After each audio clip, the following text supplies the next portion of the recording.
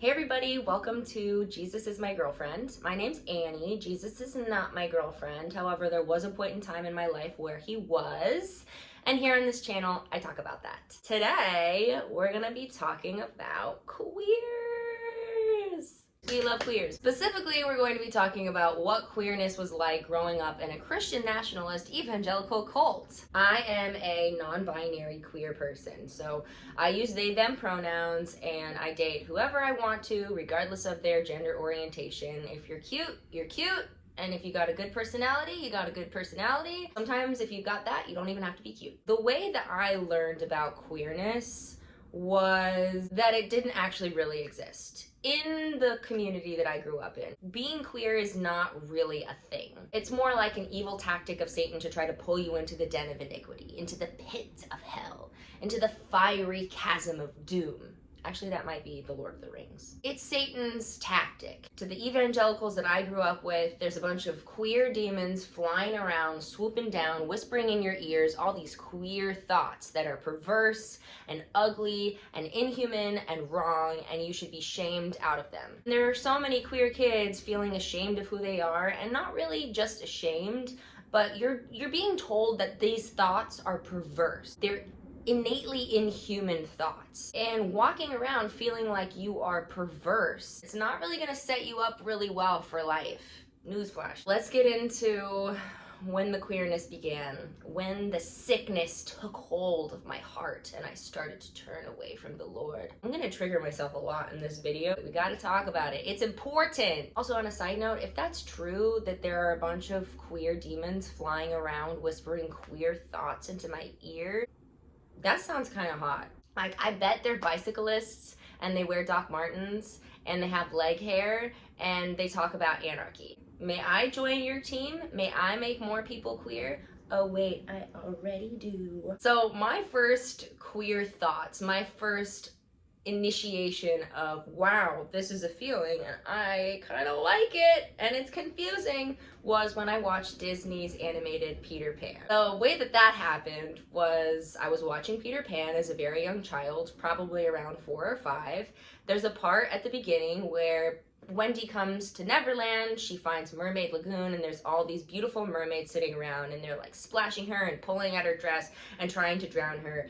And Peter Pan comes in and swoops her and he's like, stop doing that. And they're like, what's wrong, Peter? We were only trying to drown her. I remember sitting there watching that as like a 4-year-old being like, and I would rewind and rewatch that scene over and over and over again. It's so wild to me. Why did I like that as a kid? I really did. I was like, wow, this is making me feel all sorts of things. Whoa. I was a simp for the mermaids, okay? Drown me. You can drown me anytime you want to. I didn't have a lot of friends growing up, but I did usually have one best friend that I was very, very close to. I was very obsessive over them. Usually I would want to do the same things that they did. I was very, very attached. I was always wanting to impress them. I was very jealous of their other friends. I was very territorial and codependent. I'm sure that was for a myriad of reasons. One of those reasons was because I had a crush on most of my best friends. My first queer interaction was in 7th grade. I went to this Christian organization. I'm not gonna call it a school because it wasn't accredited.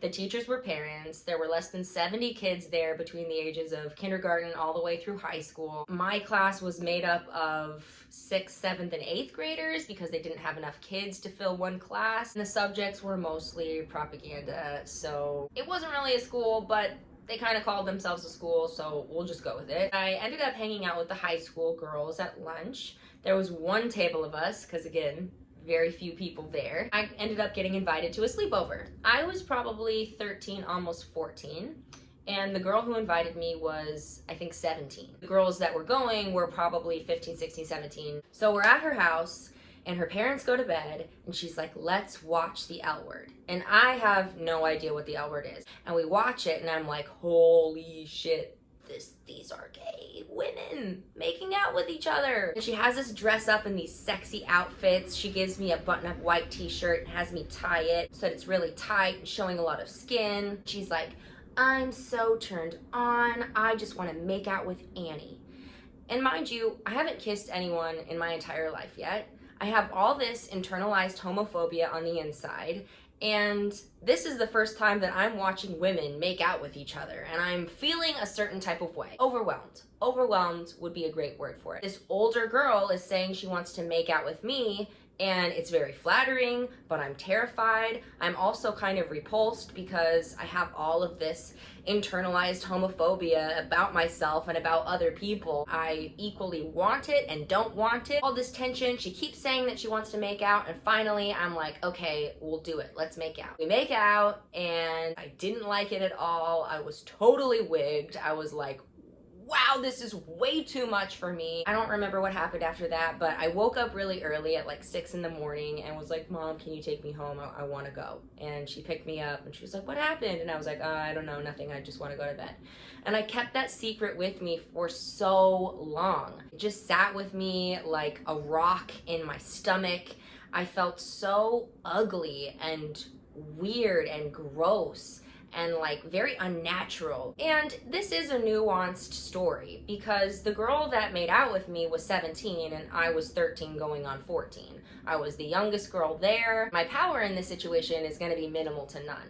But at the same time, I don't think that the girl who was 17 who wanted to make out was trying to be a predator or asserting her power over me. I genuinely think she had all of these queer feelings and she had nowhere to put them. And it had been building and building. She's not able to talk to her parents or her teachers or the people at church. All she's able to do is try to play out her fantasies with her friends.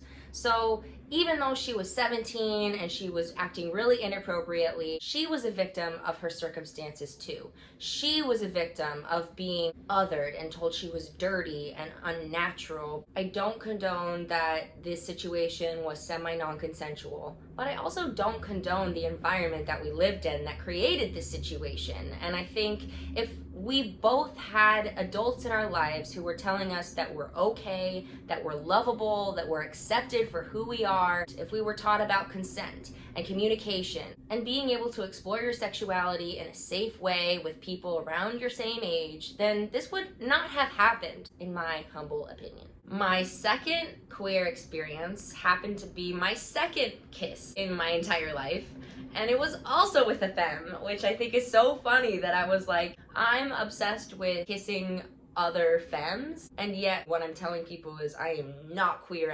I'm never gonna be queer. So I met this person through one of my few friends. This person had a big secret. They weren't gonna tell anybody what it was, and I was really intrigued about this secret that they had. They ended up telling me that their secret was they were bisexual and they liked women and they also liked men. I remember being like, oh, that's the big secret?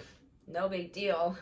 Me too, but not really. We ended up going to the library together one day. We lived in the same neighborhood. I was 16 at this point. They were, I think, 17. I confessed to them that I had kissed a girl, and that was my first kiss.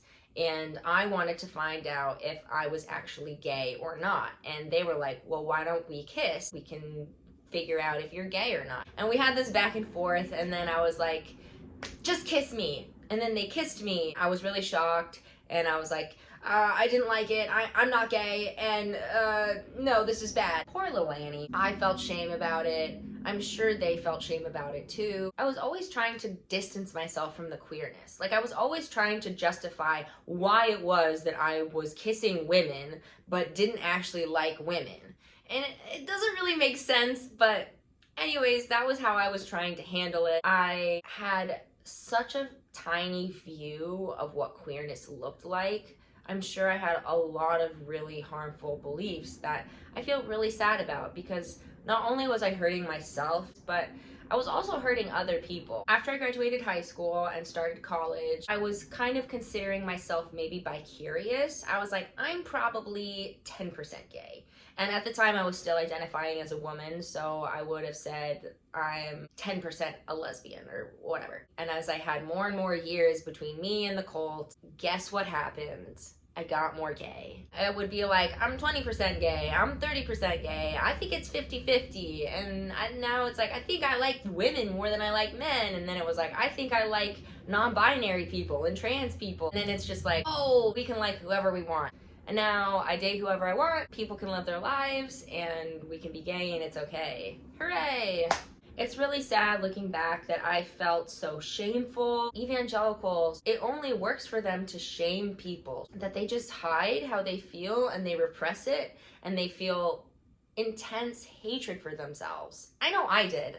And I know other people do. Everybody should be able to date whoever the fuck they want. It doesn't matter at all. It's so wild that this is something that people care about so much. Like, go live your own life. Go look at your own life, Bob. You know what I mean? Like, go talk to your wife, Bob. This is an evil hypothetical Bob, okay? But expecting queer people to just conform is so wrong. It's so wrong. I know there's a lot of queer kids out there. I wish I could have a home for all the child queers in an evangelical community and be like, come, let's hang out. We'll do watercolor. We'll learn about smashing the patriarchy. We'll dress up as queer demons. And we'll go out and try to make everyone gay. I hope that if you feel a little bit gay, you follow that. Pursue it, explore it, and get your hands dirty. Not really, maybe not. That might not be safe or sanitary, but you know what I mean. Metaphorically, get your hands dirty. Watch the L Word.